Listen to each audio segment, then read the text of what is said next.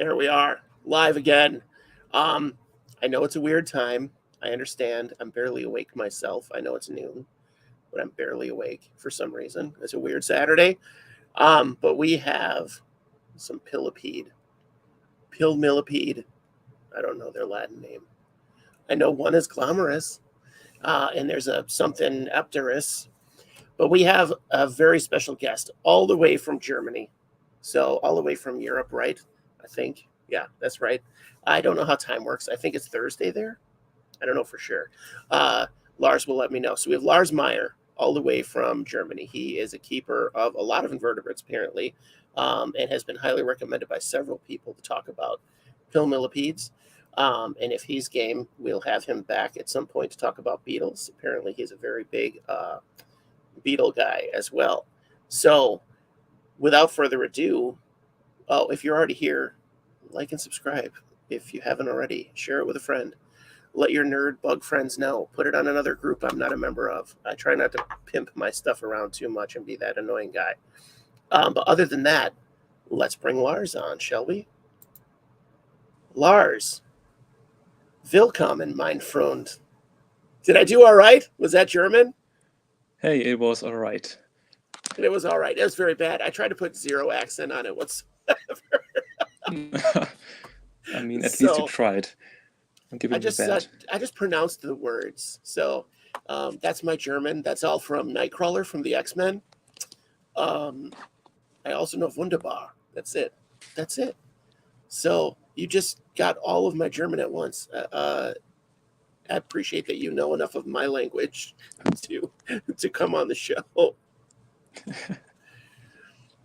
We've been talking for a couple months, and I'm really excited to talk about millipedes today. So I hope. What time is it there? Actually, it's like 7 o'clock, right? Yeah, it's 7 p.m. Okay, so we're close to our normal time in Germany. This might bring us some international fans. Oh yeah, and Rick from Ophi Spider-Verse is here, so showing support. That's my partner in crime here. So tell us. I'm going to ask some pretty basic questions about millipedes that I think we didn't ask when we had Steph Reisberg on, who also recommended that we talk to you about this. So in Germany, you have access to different species that we don't have here. So, yes. Like, I don't know what the problem is with shipping them, but I know that there's been a lot of issues with like shipping them in has been very restricted. I don't know what that issue could be. If they're so difficult to keep in captivity, they must be difficult to breed in the wild, I would imagine, right? Well, it's not like millipedes are really hard to keep in captivity. That's not true. And I think the problem with availability in the US is because if they're shipped, it's done illegally. The problem that the shipping takes too long, or customs, So sure. Get many species, and also it's the price a little bit. But I'm not sure about that. They're definitely pricey. Here, even if they have them bred locally. Like, I know we have some people in the States that are breeding them locally, but I'm guessing that they initially got them some kind of illegally. Is that they pretty much only ship illegally? Yes. Yeah, pretty much. I think so too. Would be surprised if there was a legal import of them in the nearest past or something like that. Yeah, I don't know the legality of it. I think they're amazing. But my thought on them being amazing is purely cosmetic. I like the idea of a giant millipede or a giant isopod. So, but that's not at all what they are. So they have. What are some of the differences that they have physically? Like leg count on an isopod is 14. So millipede would be roughly.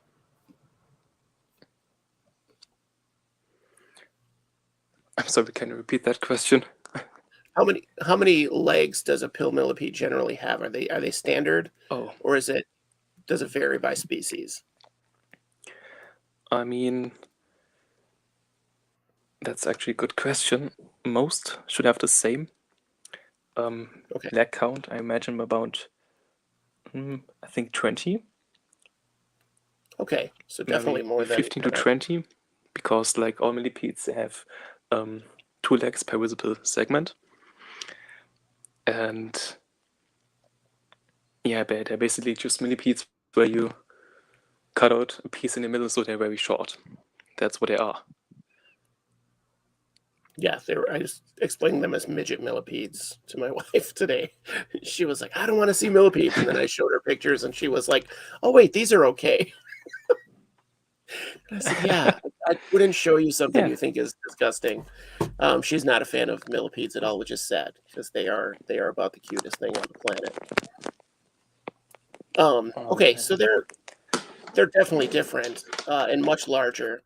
So now you're saying they're easy to keep in captivity. Yeah, I mean, it really depends on species, how easy Certainly. they are, and it's not like there's not really an easy pill millipede. Okay. But there's not. Are there any that are exceedingly difficult that are European, I guess? I know there's some from like Africa and other countries that are almost impossible to keep because they don't get the gut bacteria, is the Yeah, suspicion? yeah, I mean, it's not quite like they're impossible to keep. I think one of the problem is like, yes, that's a theory, more or less, the gut bacteria. They are, when they're shipped, they get too warm, the bacteria dies, and they can't, in captivity, then get nutrients out of the food because that's normally what their gut bacteria does. But I think Ah, it's okay. also in the countries where they are collected. That's often that they are not kept in ideal conditions until they are actually sent to Europe or America, whatever. So Mhm. they are getting starved from food and weakened before they actually leave the continent. And So in addition to that, when they arrive in Europe, if they are unlucky to arrive at a bad vendor or seller, they are often also kept not really in great conditions until they are sold to the customer. so they're So already in that all bad shape. like, yeah, many are, not most, but many at least. So that all adds up. So the peat was perfectly fine in like Malaysia, but then it came here to Germany, it's already like half dead, you know? And then you can't Mhm. expect much from such an animal to breed or even live long in captivity. That doesn't work, of course. Absolutely. Absolutely. So they're legal to ship into Europe then, so you can get them from Malaysia and other countries in Europe. Yeah, that can be done purely legal. Okay. So we're the ones that can't get all the cool stuff. Okay. Unfair. Unfair. Yeah, I would love them to be shipped legally and more cared for. I think globally part of the problem is that people just say they're insects, right? They just they're insects. They'll be fine. Who cares? Um, and people are willing to pay. So now what species do you keep? How many do you keep? I have like individuals, I think maybe 60 to 70. But species, I would say, if I remember correctly, like 5 or 6. Okay. Okay. So they definitely Yeah, breed so it's a slower than small say an collection. isopod. Still much bigger than any collection we have here. So um, I think Steph had 2 species when we had her on. What are the species that you have?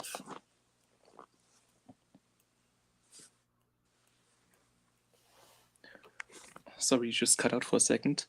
Oh, yes, that's my show. I cut out constantly. What species do you currently keep? What specific species?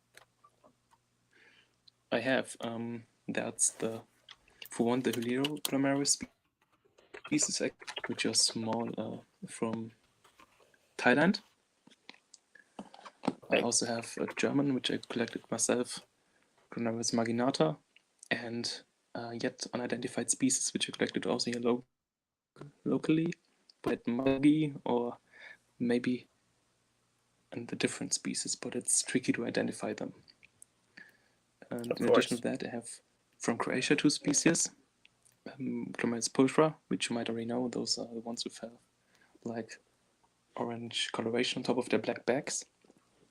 Oh yes, they're beautiful. The pulchra are one of the ones that I really, really want. Yeah, I think Steph showed them.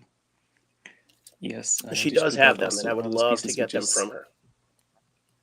Yeah, and okay, no, I don't think I can say that name like English. So I'm gonna say it in German basically. It's Onychoglomerus herzegovinensis. And that's basically just a big Glomerus marginata from Croatia. And that's a larger species, you're saying? Yeah, like around an inch in body length. Wow. Wow, that's impressive. I think that's just the goal. Like I personally always want a bigger isopod. Like I want to keep the big isopods. So I have some of the biggest species that you can get just for size. Because I just think in my experience, the larger they are, the more relaxed they are. The more like just, yeah. I don't know. They're just very relaxed. I guess that's some kind of Spanish Porcelio, which are the biggest isopods. Yes, my Hoffman Segai are the ones that are probably my most relaxed, most chill.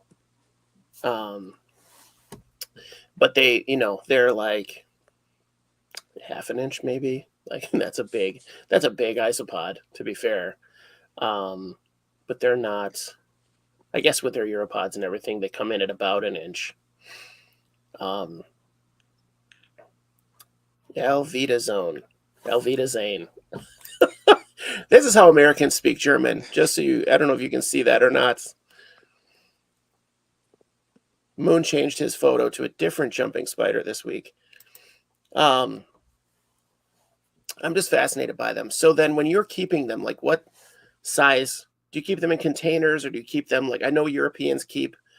When I saw their isopod setups, I was very inspired to keep isopods for a German. I saw it on YouTube where they had their setup was very naturalistic. It looked like a little chunk of forest.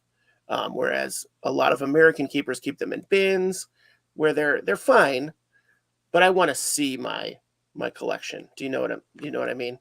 I want them to live more holistically, I guess. And mine don't all live holistically. They're in bins, but I try to make the bins as close to what they would encounter in nature as possible. Instead of just, I don't look at it like a bin of dirt or just a uniform substrate.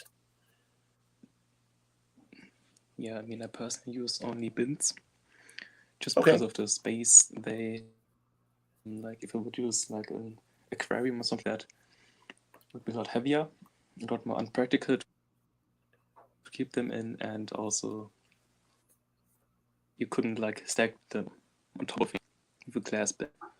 So you use plastic bins, and I mean, I'm looking here at my Chronovis marginata bin right now, and that doesn't look very natural. I can tell you that. It's messy. Well, nature's messy. That's fine. I mean, it was good. Yeah, but it was good at some point, but then it just got worse and worse. Okay. But I mean, they don't care, the pillipedes. They are still breeding, so that's fine for me. That's fantastic. Is there a market for them in your area? Do you have a community of people that are into them? Yes, but I feel like the community is not very connected. Okay. But also the fact that there's still a lot of misinformation going around means that there aren't many keepers of them. Or if they are kept bad. That's also unfortunately. There is so much in misinformation. Like I've already learned that some of the information I've had is false. So, and it's what it is common sense information. Like you've said that just getting them in an unstressed, unstarved, healthy situation to start with is much better, which absolutely that makes total common sense. But that's not the information that we hear most often, unless it's just shorthanded down to they're difficult to keep. Well, it's difficult to keep something so compromised alive for very long. Yeah. Yeah, it's basically So then just what? outcome. Yes. Yeah. Sorry. What kind of substrate do you use then for the pill millipedes? Oh boy, you're gonna love that. I Yeah. use only flake soil or black soil. Perfect. That's exactly what I was hoping you would say. We just had an episode about flake soil, and it was very informative. I didn't know there was so much involved in flake soil. So, do you get it yourself? Do you make your own flake soil, or do you have a source?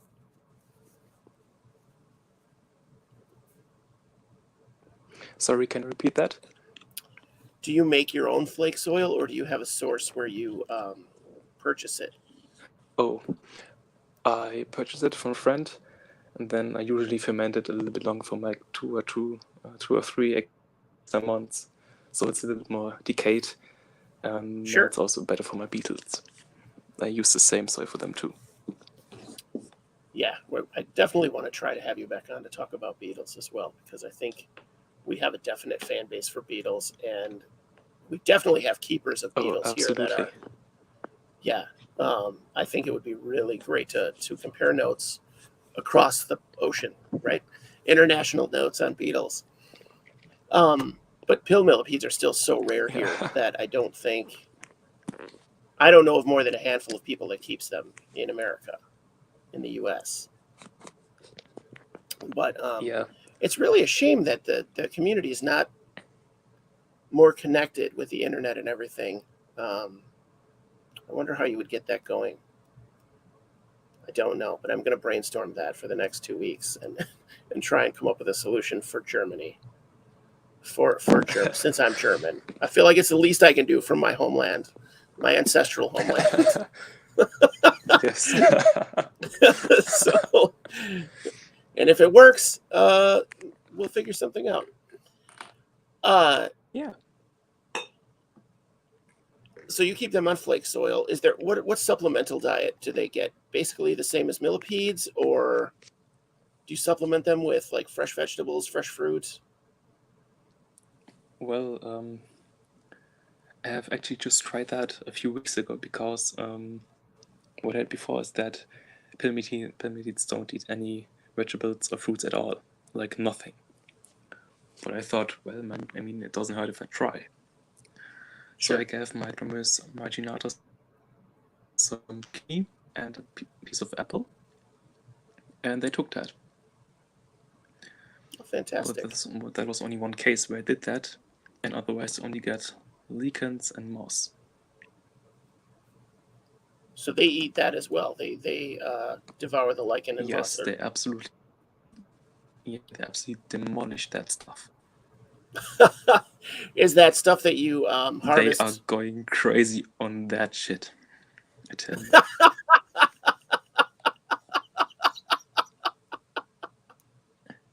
Yeah. Perfect. Seriously, no joke. No, that should be a banner. Also, I don't think other it's a joke. millipedes do too. Yeah. Oh, and the isopods as well. I can't keep any lichen in my isopod bins. They strip it immediately. Yeah. Exactly. That's what I'm talking about.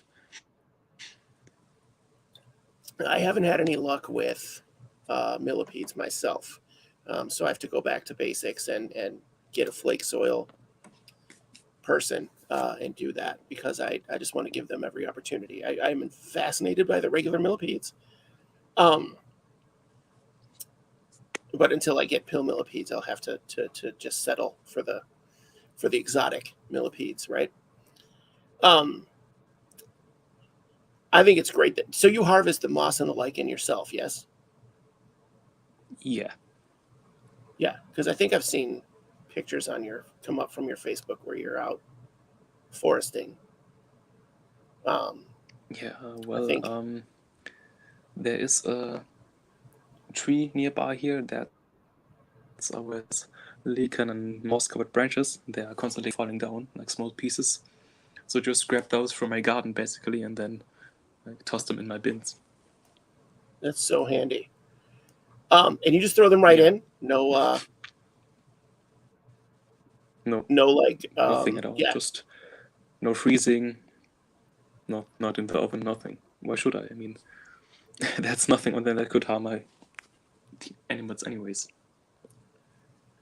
I love that. I love that because they're foreign. They're not gonna. There's nothing native that's gonna be able to. That's built to live on them. That's fantastic. Now, do you keep them with anything else? Like, Yeah. do they have springtails or any other cohabbing going on in their bins? Yes. Unfortunately, fungus gnats and earthworms, but not Oh, the earthworms. not because I wanted to. I have They're not so many supposed bins with to worms. be in those bins. Yeah, I thought I that hate worms would gnats, be a good seriously. thing. I was really foolish and No, thought worms would be a good thing in my bin, so I seeded my. I have a master bin yeah, of soil of substrate, and I seeded that with worms. And now I had to get rid of that whole thing because it was just a worm farm. Is all yeah. it was. So They consume the soil so fast, also from other millipedes and for beetle larvae too. They are so bad, so annoying. that is annoying. My advice to you would be to get some newts. I have been feeding those worms to my newts, and they love them, but it's I have way too many even for them. Um, Yeah, that's true. okay, have a good But one, Moon. I Thanks for also coming have by. fed worms to beetle larvae, so that works. Oh yeah, because the beetle larvae are fairly carnivorous. Yeah, most of them. Yeah, well, I have just one species that's just very predatory and kills basically everything in its bins, so the larva can just demolish those worms instead of me freezing them. A little bit easier. Perfect. Let them go crazy. Let them just go crazy on the worms. So that's what else do you keep then? You keep millipedes and beetles. And springtails. Okay, and I'm positive you have more species than we have here. Springtails. I think I have like 4 different species that I can actively see they're different, at least. So, but I'm not like keeping them because I want to, because I got them with stuff. They're just vibing in my bins. They just kind of showed up vibing. That's Yeah, fantastic.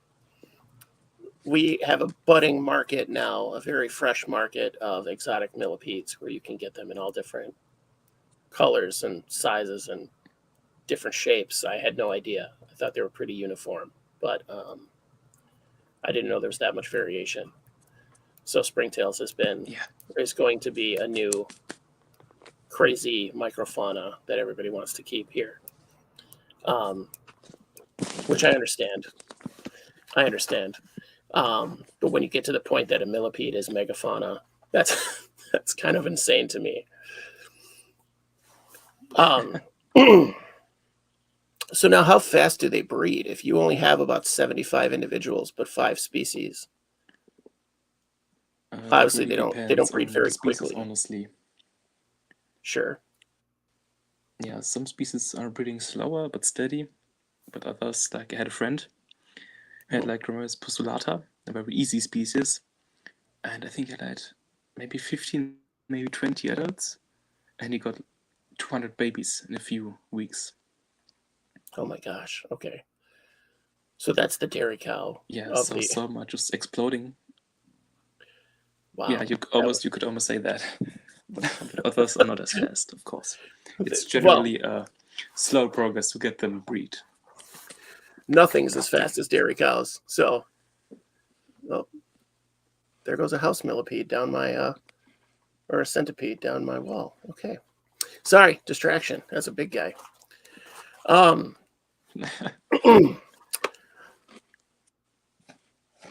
they're fairly slow.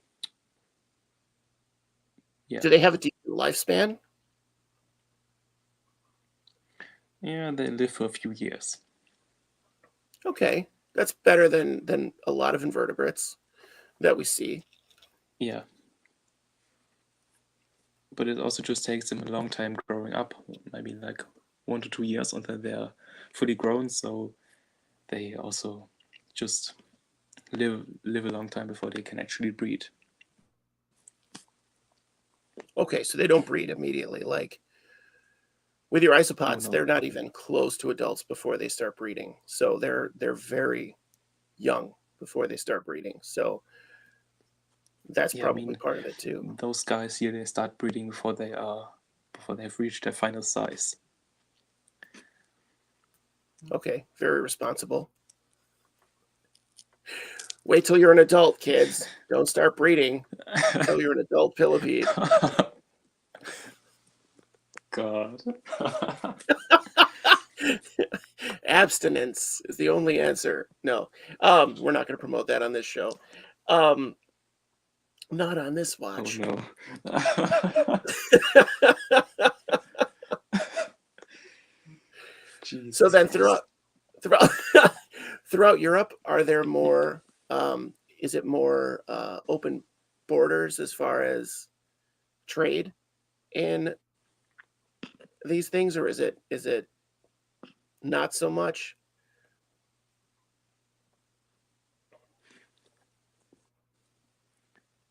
Sorry, could you repeat that? Is there more less restriction on trade of pill millipedes and other invertebrates, or do you find it to be more restricted? Do you mean the access to pillipedes? Yes, from other countries. Oh yeah, so like how many imports they are. Not many, especially not in those times, but it's more like you get from Asia, from Southeast Asia, like Indonesia, Malaysia, or Thailand. You get a few species fairly regularly imported as wild caught, but also European species pop up occasionally by hobbyist who just collect them either locally or going on vacation and collect them while they're there. But it's not like you can always buy 20 species at once because they're always available. That's not true. Oh, sure. I think you can't even do that here on invertebrates with legal species of any invertebrate. Like Yeah. you couldn't. I don't think I could go to a store and get 20 species of tarantula at once. And tarantulas are the big. That's the big seller here. Like everybody has. Any good exotic store, their Yeah. invertebrates are basically focused on tarantulas. But to find 20 species at one stop would be crazy.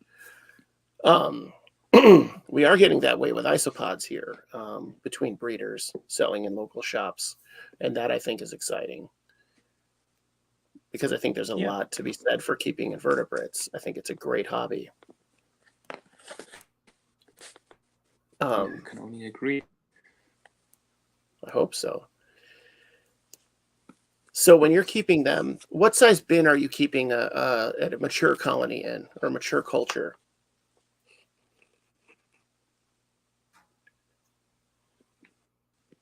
I'm sorry? What size bin do you use for a mature colony of pill millipedes? Or the container? What size container do you use? Oh, container, I'm sorry. Like liters, or I think that's a little bit over 1 gallon. Oh, just a 1 gallon container? And you can. Yes, I think so. If it's the right gallon I have in mind. But You can 5 use liters liters. to be more exact. 5 liters. Okay. Yeah. Okay. We can do the math 5 on liters that now for or up later. to 15, 20 adults. So you have a few bins. You have quite a few bins of the pill millipedes. Just they're smaller, not Yeah. smaller, but appropriate, I guess. Yeah, Would you but I recommend also keeping use them? bigger bins, of course. Well, absolutely, absolutely. Would you recommend maybe if you're starting a culture to keep them in a little bit of a smaller container just so they have more access to each other, or maybe not? Oh, you're absolutely fine using a big enclosure. That's no problem. Okay. They're going to find each other anyway, so that's fine. They have a lot of motivation. Green Jedi At Monkey, least for sex. right? Green Jedi Monkey wanted to know how deep do you keep the substrate in your containers? Always at least 5 inches / 10 centimeters, but 15 centimeters or like 6 inches, or maybe up centimeters, 8 or 9 inches is better. Okay, so basically the deeper the better. Yeah, like Do they? with most millipedes anyways. Yeah, absolutely. That's nice to know that that rule still applies. Do they burrow to molt then? For molting, Mm-hmm. Do they burrow when they molt? Do they dig? yeah, they do, absolutely. But they also molt on the pieces of bark on the moss, so not always in the soil. Oh, okay, okay. But I have And made the observation, if they burrow, it's not that deep. Okay, so that the extra substrate kind of is just in case. I like the fact. Would you say they're more surface active then? That really depends on genus, but generally most pillipedes are more or less on the surface, walking around in substrate. Excellent, excellent. Because I think that's another bonus to keeping them. I think Steph said the same thing, because I think they would make a great, uh, uh, like a small desktop setup where you could see them actually moving around and doing some things instead of just. Yeah, though I tried keeping they some don't on my really like the desktop. bright light, so you can't. Oh, okay. They want a little more dim. Yeah, they're also mostly active at night. Which So makes yeah, sense. Which makes sense. I try to keep it a little dim down here for the most part, but that's the problem I usually have is trying to keep nocturnal species or darkness loving species in my human lighted environments.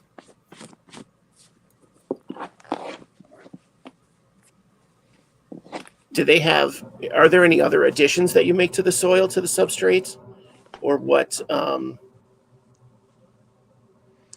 yeah, of course. A lot of calcium. That's important. Pillipedes generally want more calcium, and also calcareous rocks. That's good, like limestone. But otherwise, you can just add decaying leaves if you want, and wood maybe. But otherwise, just pure flakes or black soil. That's all they want That's all they or need. need. So, how damp do you keep their substrate? How do you keep it fairly moist, or? Yeah, they like it moist, for sure. Which is good. I just saw something. Speaking of leaf litter, where one of our keepers is keeping it. They're keeping their leaf litter wet. Like they'll wet it before they put it in, or soak it before they put it into their bins. Now this is just with isopods, but that's how they would get it in the wild. Basically, it would be retaining that moisture. Wouldn't necessarily be dry. So the theory is that it would keep. It might be more than a theory, but it would give them more access to the nutrients that they would get normally. Yeah, I mean, I know the post which you're talking about. I saw it recently too. I also commented on it. The thing is, when I see people using leaf litter, it's mostly just dry, dead leaves, just brown stuff that's undecayed. And of course, that stuff is worthless for most millipedes, also, or maybe all, including those guys here. So I have leaves in water for a few months, actually, and they accepted them really good. Like they ate overnight a ton of the really moist, just soggy leaves which have been sitting in water for months. So they really like For that. months. Yes. Now, see, I need to start another bin. But I need a wet leaf bin and a soil bin. And this is getting too much. This is getting to be too much for me. Yeah. Russ from Aquarimax wanted to know. You're really wrecking my schedule here for keeping my isopods. But if it's good for them, I'll do it. I'll do it for them. I love them each individually. Every one of my 20,000 isopods. Russ from Aquarimax wanted to know how much of their diet is just flake soil and how much would you say is moss and lichens? That's hard to say. Seriously. My bet would be like maybe a little bit more. It's hard to say how many they actually eat of it because you can see them pooping everywhere in the soil and everywhere also in the moss. So yeah, I can't pinpoint it. I'm sorry, but it's definitely a good addition. Well, it's important to give the moss and the lichens. They really like that. You said they just go for it immediately, right? I wouldn't say immediately, but they don't leave it too long. So if you put it in one evening and you look the next day, there's already a lot of stuff eaten. So they don't take too much time. It's a priority for them, definitely. I think that's fascinating. I didn't realize they, I mean, it makes sense, but I didn't realize they would so readily go after those sources. Because I know Steph keeps hers with moss, and she said they generally breed in it, but then it eventually gets destroyed. Like the young eat the moss in her enclosures, she thinks, more than the adults.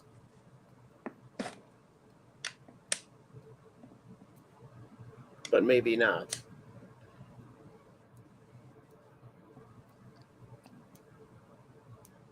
So that's fascinating. I really like the idea of pill millipedes, and I need to find a source here so I can keep them to observe them and figure out more about their care. Yeah, of course. But, they are still not really great for beginners. Like, for sure. You had your millipede experience already. So maybe if you can breed like bumblebees or scarlets or ivories, well, then maybe you can look into pillipedes a little bit. I do want to wait on pillipedes until I have the basic millipede care down, because I have been not good luck for millipedes. My poor millipedes, thank God it's only been 4 or 5 at a time, and not a massive colony or something. But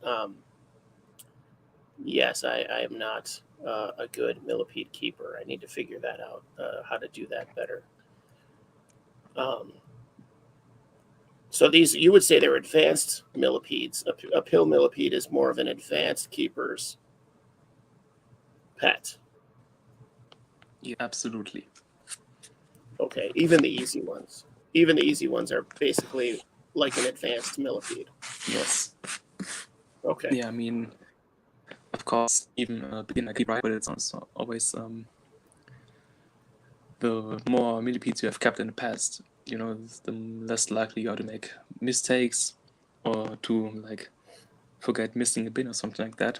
So it's just about you have more experience and you are more likely to keep them at the right conditions all the time, so you're not letting them dry out or something like that, you know?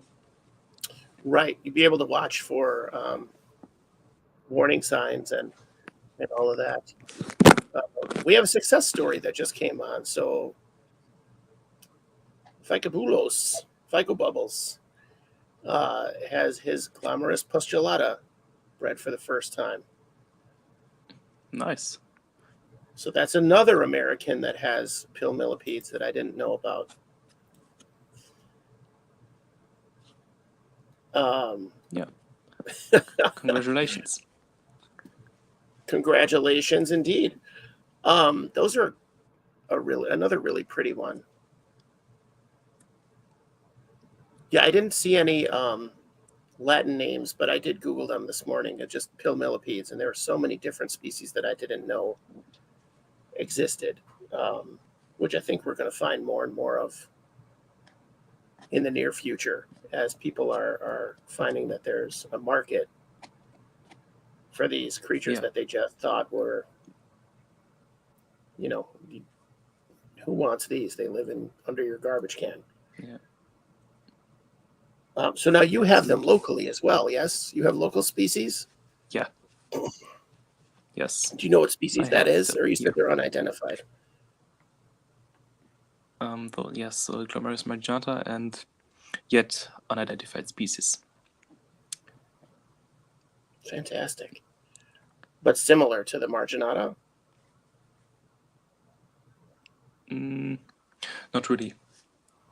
Oh, They okay. are smaller and they have like more brown coloration with some bright markings on top. That's interesting. That is interesting. The marginata, they're just black with the white segment stripes, basically. So they're not as colorful, if you can call them that. Okay. I mean, some of these pill millipedes you can definitely call. Let's see. We finally have a lot of questions for you. Are you the @beetle breeder on Discord? Yes, that's me. That's your alias? Okay. It's your yes, secret identity. That's also my Instagram. Oh, okay. Well, one of them I have two. So you've been keeping beetles for a long time as well? Yeah, for around almost, I think, 8 years. 8 years. Did you say you just have one species of beetle or one species of... One species do have like 15. Oh, okay. All right. That's much more than one. Much more than one. Oh, and I know that beetles are fairly involved as far as care. Like to breed them is a bit more involved than your normal, to keep them through their life stages. Yeah.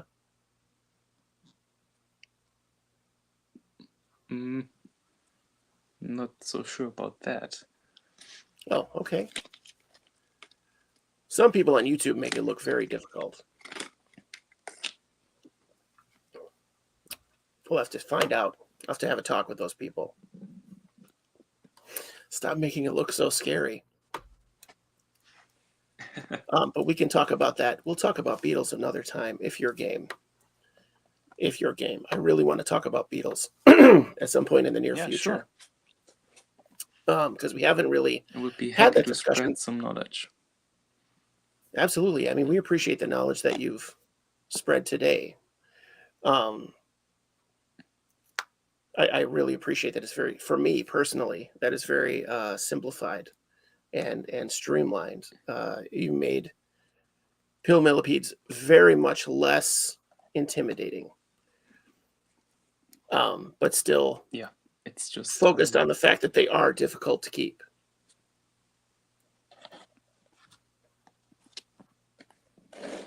Yeah.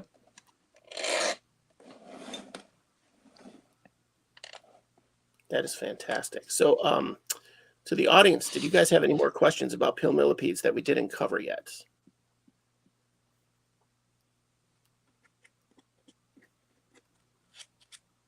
They'll figure it out. They'll type their answers away. How much And time would you say you in the spend? meantime, Oh, go ahead. no, wait. Ask your question first. Oh, how much time would you say you spend a week in maintenance and care for the bins that you have of pill millipedes? If I'm not changing the substrate or refreshing leaves or giving them a few new branches covered with moss or lichens, maybe like that's in total maybe 30 minutes a month. A month, okay. Yeah, they have like zero maintenance needs. They need a little bit of substrate, and then you just exchange or give them fresh lichens, moss every day, every few days. That's it. That's it so for me easy. at least. That is so simple. That's kind of why I like keeping tetrivores. So, Fico Bubba says, honestly, you really helped him see how straightforward their care is on Discord. Yeah. It's just, yeah, a lot of misinformation is spread, a lot of things which are not up to date. So it seems a lot harder often than it actually is, because just people are not well educated. That's basically the problem. We already talked about that. That's American. That's just being American. We're very focused on our education. So now Russ is going back to beetles. He's saying that they just have different care in their life stages. It's not that they're more difficult. It's just different care. Would you Yes, find that that's to be true. true? Perfect. Yeah, And just then, different. I mean, adult beetles are usually a bit more maintenance needy than the larvae, because you can just throw larvae in a bin of substrate and then forget about them for maybe half a year if you're lucky. But yeah, beetles, you need to give them fresh fruit or fresh jelly every few days, and then maybe spread a little bit the enclosure, but otherwise that's also it. They're not like a dog or a cat. It's pretty simple, actually. my damn cats. I almost hate my cats for how much work they make me do. Oh, but cats are wonderful. If they weren't so fluffy and just loving, like I have cats that think they're dogs, I think, because they just, honest to God, for me anyway, they come when I call, they get down off my chair when I just say get down. Like they're very well trained. My isopods don't do that at all. They stay in my chair. They mock me. No. They're free roam. They just let them free roam the house. Green Jedi Monkey, I think we covered. He buys the flake soil from a friend. So or trades yes, the flake that's soil correct. from a friend. Flake soil Yeah, is very I buy involved. it and then I ferment it further. Yes, just let it ferment a little bit longer. When we went over flake soil with Kevin Nasser, it is a very involved process. I didn't realize. I thought it was just let it go, and it is not. There is a lot of work involved in flake soil. This has not been asked, Fico Bubbles. He wants to know what's the most difficult invert that you've kept, that you think you've kept.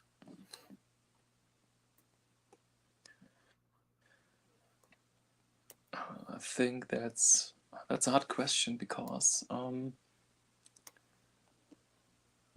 it's either a certain species of flower beetle, it's Inca clathratus summary, well, clathratus clathratus, not the subspecies summary, or it's just a Heliogrammaris I keep right now. Okay. What makes them difficult? Like what makes that flower beetle difficult? I mean, that's one species it's not really it's hard for the females to get lay eggs which also hatch, because apparently it's just so like they need a very sour pH. Okay. Like a thing in the substrate, because eggs don't develop otherwise. And it also appears that they have problems getting fertility, because sometimes the males just lose their dicks basically, or just can't mate. And that's a big problem considering they're very rare, and you get, in the end, you have a ton of females ready to lay eggs, but you don't have mates which have working things, you know? Dicks. We'll So just stick that's with also really dicks. That's frustrating. fine. I want to say that's the first time we used the word dicks on the show, and I'm very proud. I'm very proud. It's hard to mate. It's hard to breed with no dicks. What's It just hard to do? is. Oh. And so apparently they have really hard eggs if they need the acidity in the soil to be able to hatch. Yeah.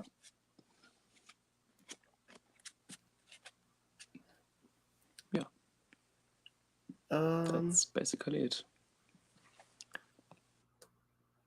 Yeah, Russ is talking about adding, setting up a large bin of moist decomposing leaves. I feel like that would have to be in my garage, and I would have to, you'd have to stir it up when you go to harvest. You can collect leaves, like a giant trash bag full, and make sure they're a little bit moist, and pop them into your garden, or backyard, whatever. For half a year, toss the bag a couple of times, and then after half a year get basically ready soil. That's decayed leaves then, which you can use for your isopods as substrate or millipedes, in addition of wood. That's also just basically what you can collect in the forest. Underneath the freshly fallen leaves, the decomposing layer, that's decayed leaves, which is also a staple for beetle breeding. But I really like that. Something that. that's not really done in the US. No, I think the US, here at least, the philosophy is that there's a fear that you're going to bring in invasive, harmful organisms if you don't sterilize. And I feel personally that sterilizing the items takes away the nutritional value of the items. Like the whole point of adding them to your bin, the nutrition is compromised. So it's that. Yeah, it's that catch-22. And I'll be honest, I don't do a whole lot of sterilizing of items. I recommend it just so people don't have an issue from advice that I've given. But I don't really sterilize leaves. I have 8 bags still in my garage that I stole from my neighbors when they raked their leaves this fall. My neighbors think I'm a little insane. But yeah, I had to do it from yards that don't have dogs, because the year I did do it with dogs, I reached into the bin and it had, had dog shit up to my elbow. So it was bad news. Oh, God.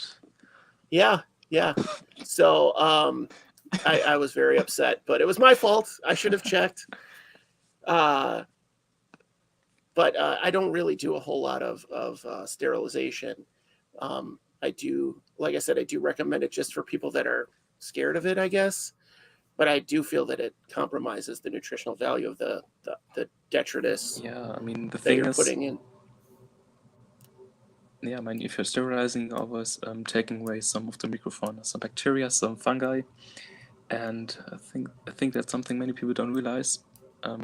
Like invertebrates that are feeding on decomposing stuff, like beetle larvae or millipedes or isopods. One important protein source are the microbes living on the stuff they eat. So if you sterilize everything, you gotta at least make it living again, It has to get that microfauna again, because otherwise it's pretty substandard, basically. Right, or you're supplementing all the time. You're making extra work for yourself. Basically, you're making a lot of extra work, because you're doing the work to sterilize, and then you have to do the work to reinvigorate. And it's just a cycle. I'm not a fan. Personally, I'm not a fan. So anybody watching this, I may advise you to sterilize your stuff, but I don't do it. I don't recommend it to myself, because it just doesn't make sense to me. Yeah, I mean, like in nature, there's also a bunch of microbes living everywhere. Everything they touch is covered in billions of bacteria. So I mean, nature's always the place where they breed the best, like where they are adapted to breed. So it doesn't make sense to take that part of the natural world away. Right, right. Now, Russ makes a good point, though, about this centipedes, those piece of crap centipedes that you get here anyway, in Illinois, in America. We get these little super fast orange millipedes or centipedes. Yeah. The advice that I got, and it seems to work, people say that the centipedes will eat the mankai and wreck your culture. And I think that's true to an extent. But when the centipedes molt, they're vulnerable to the isopod's predation. So it's kind of a Yes. mix. But I have had bins that have been invaded by centipedes. It doesn't seem to affect them much, but I've had them definitely. I definitely have bins that have centipedes right now. Two Yeah. bins, actually. And regarding the comment here, Mhm. yeah, it's also important how we're selling things. If you're just taking stuff and you dry it outside, then all the critters will leave the wood or the soil anyways because it's too dry and they're leaving for a better place. Then you don't have any problems, and also the bacteria are not as reduced because they're also in nature adapted to a certain amount of dryness. So just But dry if you it like out. tossing Basically, it in the just leave oven, it to dry. Right.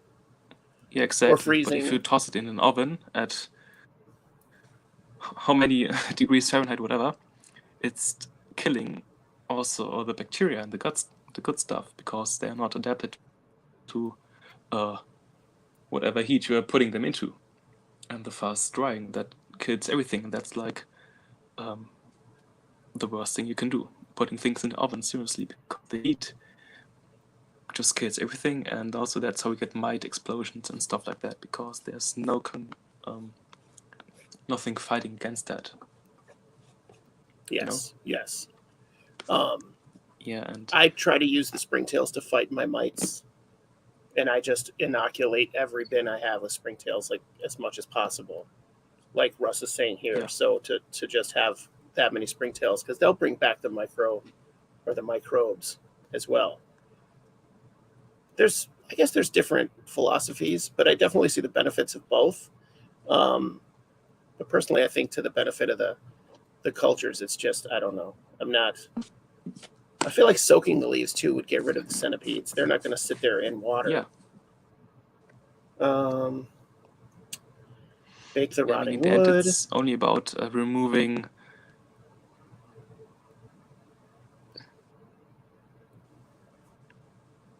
Only like about removing the small critters inside the stuff you're collecting. If you're collecting now, which you shouldn't, of course. And you don't have to heat stuff in extreme temperatures just to kill a centipede. You can just drown the stuff in water, just leave it out to dry, and the centipede will leave alone. So it's just how you're doing it. Soaking moss on water. Yeah, this is all good. This is another. Bubba says that he soaks moss on water for 5 days to get all the critters out of it, and I think that's fantastic as well. I don't have any luck with growing I don't moss soak it at all because you just go straight in. Yeah, I mean, the worst that I mean, it's just moss. I can't think of anything really harmful that could sit in the moss, which could put my animals in danger. Maybe there's a millipede ice spot inside, but then just grab it and eat that fuck out the window. There's no real harm for my animals. That makes sense. I like how laid back that is and how holistic it is. And I like the thought. I never thought that parasites from, say, America wouldn't affect. They wouldn't really be able to take advantage of similar creatures from another country. I just heard that the other day, and I don't know how true that is, but I like the thought of it. there's certainly a possibility, of course, yes. It's also like what we're talking about, because I mean, you have like maybe you have mites, or an example, beetle larvae. Your American mites will like every larva to sit on and suck fluid, of course. But like with millipedes, you only have things that are either outcompeting them in regards of food, or stuff that's like eating their babies. Okay. Which you're not see gonna, what I mean? you're gonna be able to So see it's that. not like you have a. You don't have to be as careful. So you have to be more careful with your beetle larva, obviously. A more sterile environment is good for them, yeah? Yeah. Exactly. Russ said he used CO2. I have done CO2 as well. Just because I thought it was fun, basically. I used the dry ice in water over the bin that I had the leaves in. And that was a lot of fun. I don't know what good it did, but it was a lot of fun. Because it wasn't in an enclosed environment. But I'm sure it killed some of the stuff. Oh, I thought we were getting video for a second. I was excited. Wait, I gotta change the camera. I'm sorry. Oh, no. Because it was just the front camera to help you.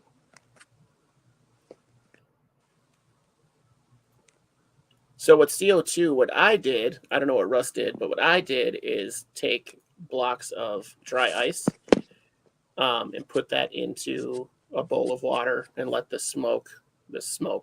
gas steam over into over a bin of the leaves that I had. And then it filled that with the CO2, and then it replenished hot water and dry ice as needed for a while.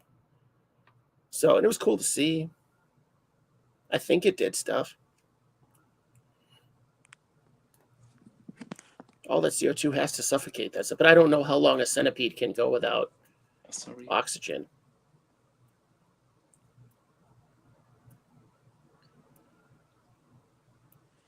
Yeah, I personally have never sterilized anything with CO2, so I can't judge that, but I do imagine it's better for microbes as well.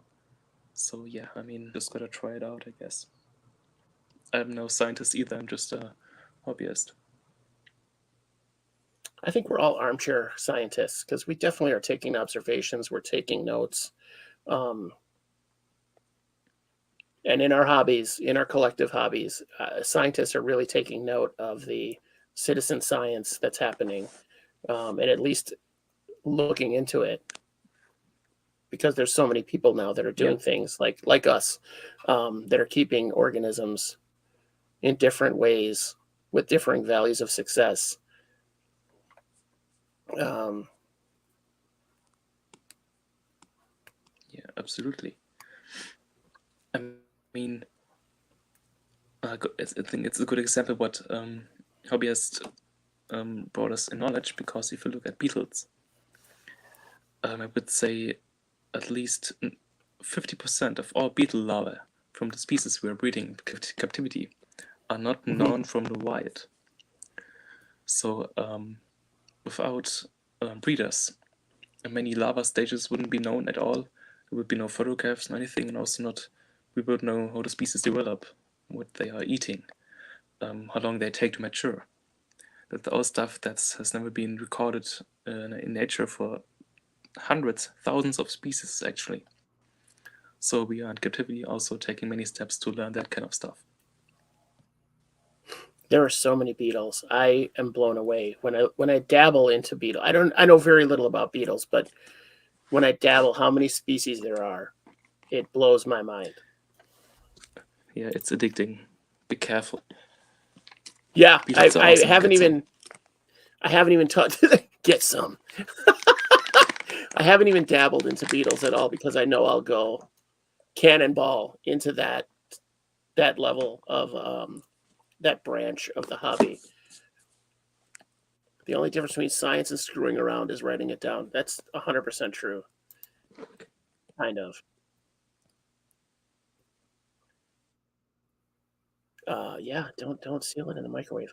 I think that's all the questions that I have today.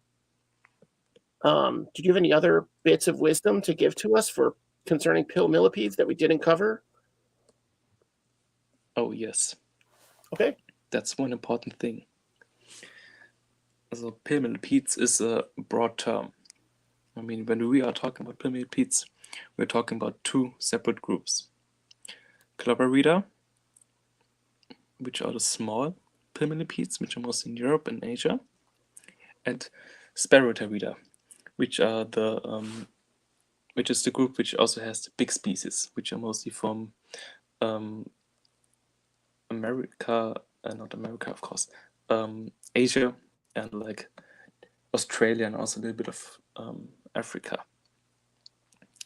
Okay. So we have the small conglomerates from like mostly Europe and also America and Asia. And we have the Sparrowtarrids, which can be a lot bigger, like the ones which reach the size of a tennis ball, which are mostly from Asia or Madagascar and like the more tropical countries, you know? And it's very important to make this distinction because they are, of course, very similar if you look at them, but they are also apparently not closely related. And care is also different because they have different feeding habits. And when people say you can't keep pill millipedes, it's mostly because they have that also misinformation stuff stuck in their head that they always die and never breed in captivity because they get those weak animals and they are kept wrong. But that's not true because, of course, many species you can still breed, and that applies for both groups. So there's that distinction to two groups is really important because they're actually quite different. Okay. That makes sense. Obviously, the ones that are from the tennis ball size ones are the ones that I absolutely want in my life. But those are the ones that are very, very well, they haven't really been kept in captivity here in America, at least, Yeah, with any success whatsoever. So, yeah, like the biggest species, no real luck breeding them in captivity. I know one person who claims to have bred them, but I kind of doubt that by now. So that's like Zoospherium neptunus, the giant ones, emerald green from Madagascar. Those are actually best left in nature for now. that was the consensus on those. Yeah, that's all that I've heard about those is that just leave them be, let them be alone. We can't keep them yet. No one understands it. Thank you, Russ, for tuning in. Thanks everybody for tuning in today. I thought this was a lot of good information too. A very good cautionary tale. I won't be seeking these out for my own collection, any of the species, for at least another year. I want to keep ivory millipedes alive long enough for a year at least. Ivory millipedes so far are my favorite millipede just for their personality, their docileness, I guess. So those are the ones that I'm interested in keeping personally. Then I'll move on to pill millipedes and have those in my life. I'm excited for that day. Yeah, I mean, they're seriously not that hard as they often portray to be. Not that easy, but still, it's not like they're impossible. You can try it. Absolutely. Don't be scared of a pill millipede. Don't be scared of it, but respect that they do have special needs, and they are more difficult to keep than even a regular, like a scarlet or bumblebee millipede. Absolutely, yes. Yes, so respect that, which are more difficult to keep than isopods, clearly.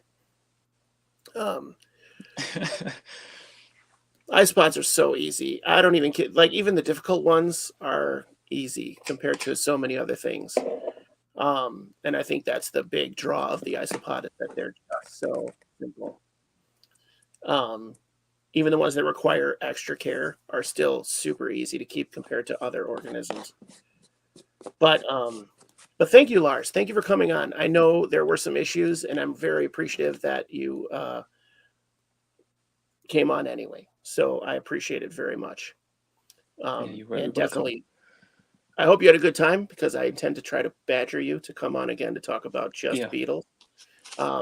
Maybe I a hope round so. table. I will. Would you mind doing something in the future with maybe another guest or two and do a round table about beetles? I would love to. Excellent. All right, Beetles then and I also definitely. millipedes and whatever stuff. Perfect. I have a perfect lineup in mind. So, Oh no. excellent. Well, thank you very much. I'll let you get back to your day. You're probably getting ready for bed. Yeah, thank you very much. I definitely appreciate it, and I'm glad you had a good time. So, again, if you haven't liked and subscribed, hit like already, you ingrates. And we will see you Tuesday. Tuesday, we're going to talk about springtails. So if you're into exotic springtails, come on back, Lars, and just watch. Or watch it the next day, because it's going to be like 3 a.m. for you. Don't watch at 3 a.m, please. So we're going to talk about I will springtails. decide on that. Yeah, you do what you want. I'm not here to control your life. You do what you want. If you're up at 3 a.m. and aren't doing anything else, please watch my show. If you're not up, stay in bed. That's fine. Other than that, and then Wednesday, this coming Wednesday, I don't know what day of the week that is. That is the 2nd, March 2nd. I will be a guest on Aquarimax. It's my first guest appearance on any YouTube show. So I will be a guest with Russ Wilson on Aquarimax, and I'm so excited. We're going to talk about ants, which I'm going to study my brains off for, because I technically don't know that much about them. But I'm going to have some backup. I'm going to have some really good backup people helping me out for basic knowledge. I can tell you how to make a really good enclosure for ants, turn a 29-gallon tank into a really cool formicarium. Other than that, Tuesday Springtails, thank you, Lars, for showing up today and joining us for this really informative stream. And then no Wednesday, problem. I'm very excited. Thank you so much. And we'll talk to you later. All right. Anytime. Thank you. Again, that was awesome. We'll be here Tuesday at a regular scheduled time. And Ryan Pavey is going to join us. He's super excited to come on. And then I'm super excited to be on Russ's show on Wednesday. He's going to let me draw the thumbnail. It's going to be so cool. I'm working on it tonight, guys. So I may set a preview pick up on my site, but maybe not on ISO Buddies. So anyway, join us Tuesday. Go to Aquarimax and watch me on Wednesday. I promise to keep my language clean for Russ's show, because his show is way more respectful than mine. And we will see you guys Tuesday night. Thank you for coming.